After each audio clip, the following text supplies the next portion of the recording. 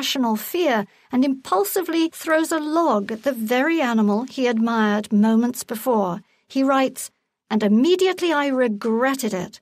I thought how paltry, how vulgar, what a mean act. I despised myself and the voices of my accursed human education, and I wished he would come back, my snake, for he seemed to me again like a king in exile, uncrowned in the underworld." This is Ingrid Newkirk with PETA, reminding us it's easy to be kind by choosing fake snake over real skin for belts, bags, and shoes.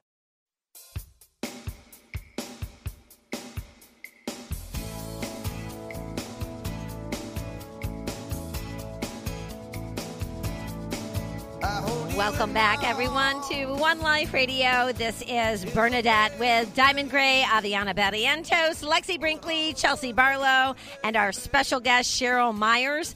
She is an integrative health nurse, author, and expert on natural medicine. She is a nationally recognized speaker who has been interviewed by the New York Times, Wall Street Journal, and Prevention Magazine. Her many articles have been published in such diverse publications as Aesthetic Surgery Journal and Nutrition in Complementary Care. Her research on botanicals has been presented at the American College of Obstetrics and Gynecology and the North American Menopause Society. I did not know that there was one.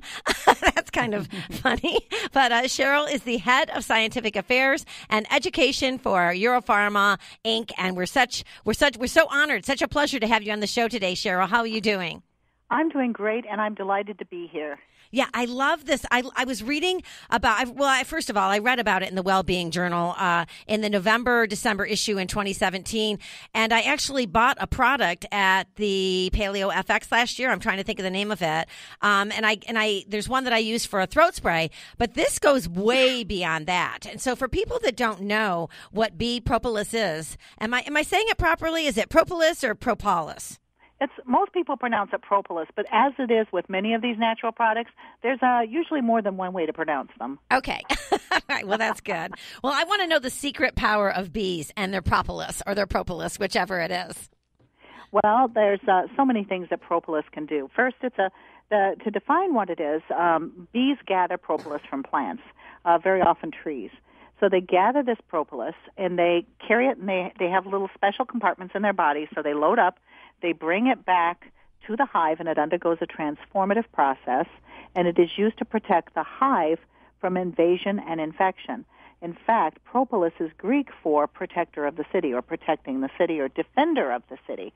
So when they use it in the hive, for example, let's say there's a crack in the hive through which pathogens might get into where their babies are located or where their larvae are. Mm-hmm. They'll patch it with propolis because it is so antibacterial, antifungal, anti-larval. Wow. Beekeepers noticed that sometimes a little mouse or something would try to get into the hive to steal the honey, and the bees would kill the invader, but they obviously couldn't remove the invader. And if they just left the invader there, if they just left the little mouse there, it would putrefy and destroy the hygiene of the hive and put them all at risk. Mm-hmm. So what they did is they covered it entirely in propolis. They used propolis to encase the little mouse so it completely stopped the putrefaction process, and it just dehydrated.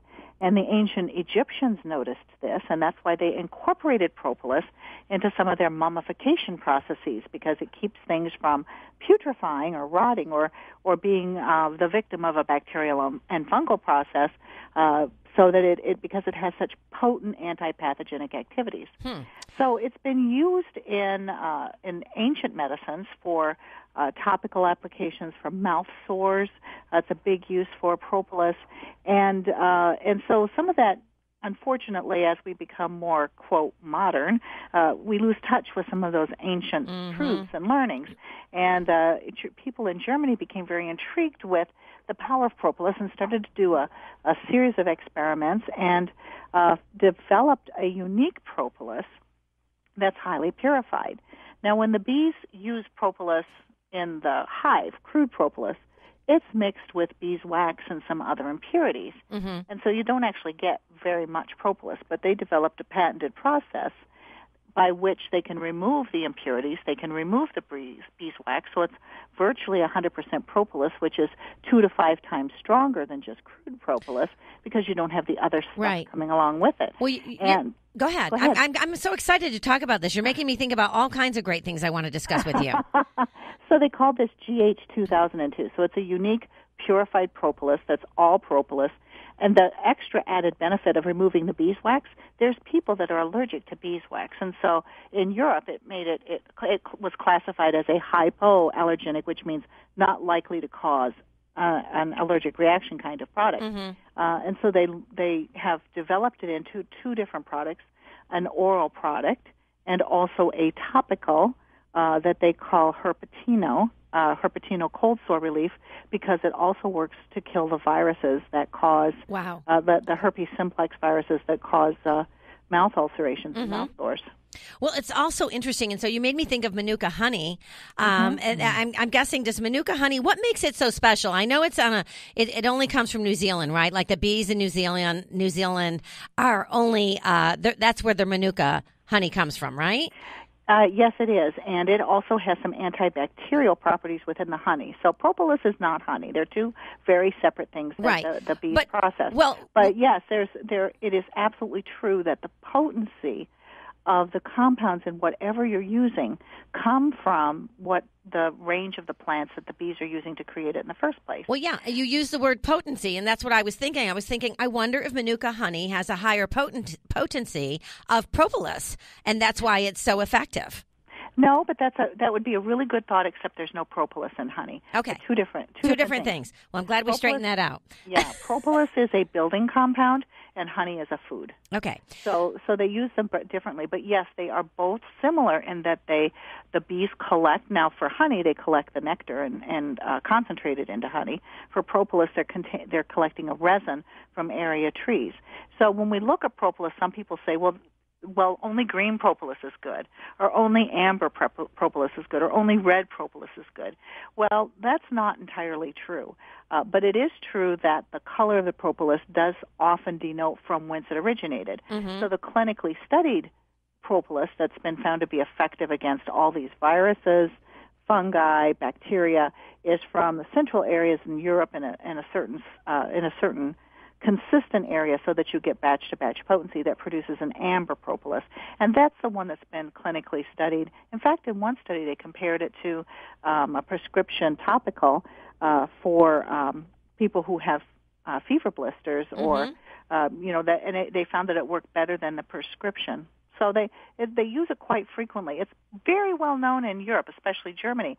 But gosh, most people in the United States have never even heard of it. I know, it's so crazy. In Germany, they do. There's so many great scientists that come out of Germany. So many great natural and alternative health, holistic health things. So it says here there's a great threat, and we know this, from the chronic and excessive use of antibiotic drugs. And so where does propolis come in? How can we use propolis to help us to not go to antibiotics when we need to fight a virus or a bacteria?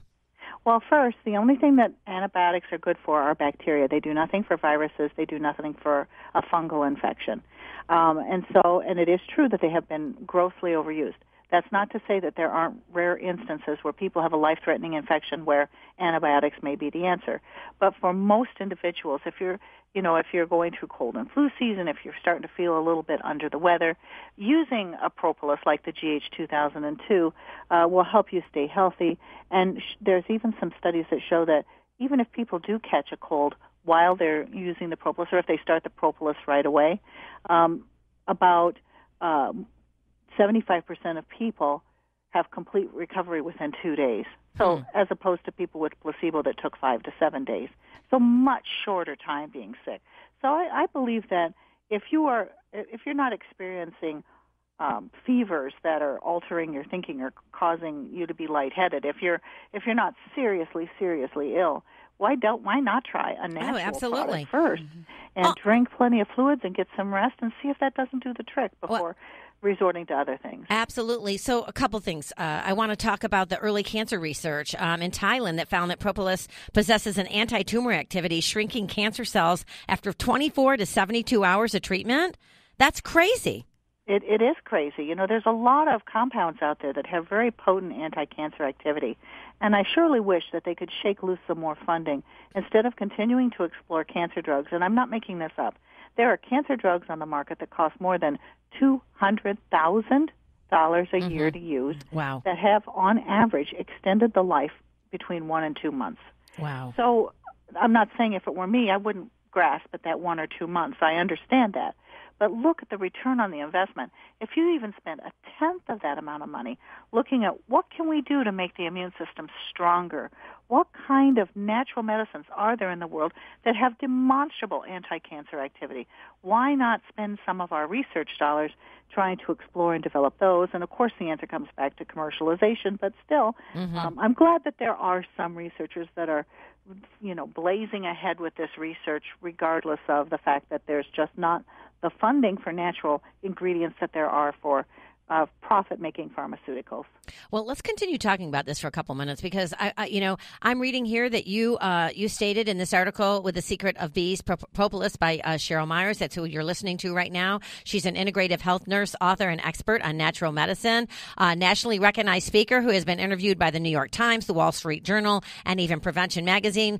So we're so lucky to have you on the air with us today. Seriously, this is great information. But in this article, you write that propolis could be considered a possible treatment option for different types of leukemia as well?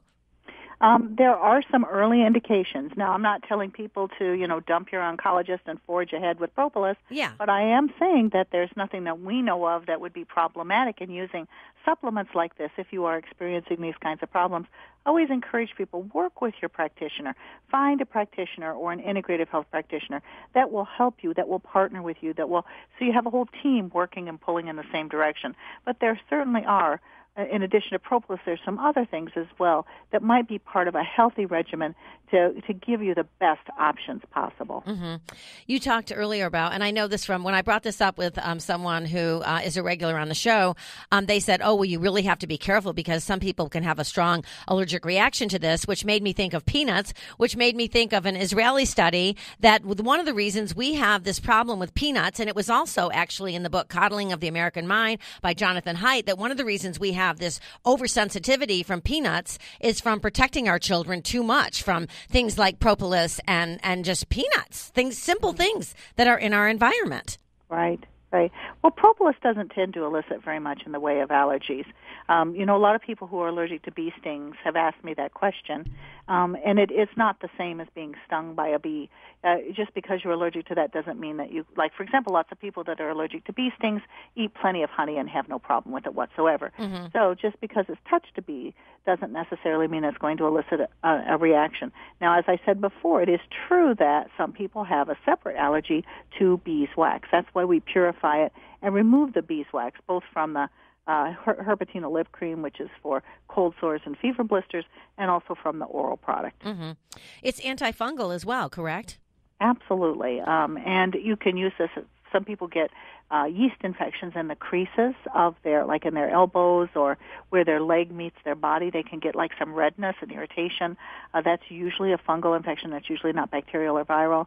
That's the beauty of this. You don't have to know whether, do I have the sniffles? Is this bacterial? Is this viral? What is this? You don't have to know because it's pretty broad spectrum in its ability to help your body fight off these pathogens. Sounds like it would be. I didn't mean to interrupt you. Go ahead. The extra added benefit is one of the things we're dealing with is bacteria that's resistant to drugs because they've developed defense mechanisms. Well, it's much harder to develop a defense mechanism against a natural product because it's got so many moving parts. Antibiotics are one thing. Propolis is literally lots and lots of different things that are going on at the same time. But you can have an allergic reaction to a pharmaceutical. In fact, sometimes it's deadly. So, there's a lot of similarities, right? Absolutely. So one of the things that I like about propolis is the ability for most people to use it really safely for a wide variety of issues. There was even a cellular study. Now, that's not as good as a human study, but it sure points us in the right direction showing that it's effective against bacteria that have been they've become resistant to antibiotics. One of them is called MRSA, methicillin-resistant Staph aureus. So some people have heard of MRSA. That's a staph bacteria that no longer dies when it's exposed to an antibiotic. It does die when it's exposed to propolis. So I think it's an excellent, excellent intervention for folks. Absolutely. And so I'm thinking children. Go back to the peanut thing. Can a child, at what age you think that it's safe for a child to be exposed to propolis? Well, I think it's very safe regardless. As I